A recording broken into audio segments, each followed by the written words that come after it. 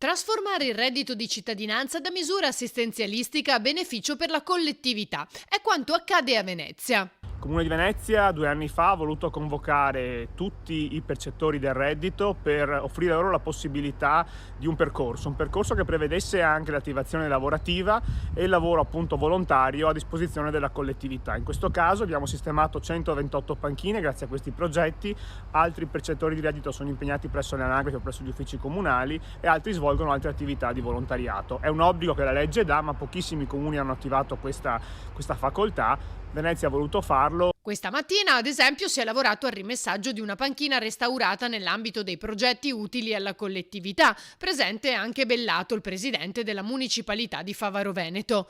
Negli ultimi 12 mesi le attività hanno coinvolto 20 cittadini, impegnandoli per 8 ore settimanali per circa 6 mesi. Si sono occupati della pulizia di parchi e viali cittadini e del rimessaggio e tinteggiatura di 125 panchine. Un bel risultato e una buona attivazione della cittadinanza. Un percorso che ha come fine ultimo quello di contribuire a costruire una nuova autonomia dell'individuo, fornendogli anche strumenti da far valere in futuro nel mercato del lavoro.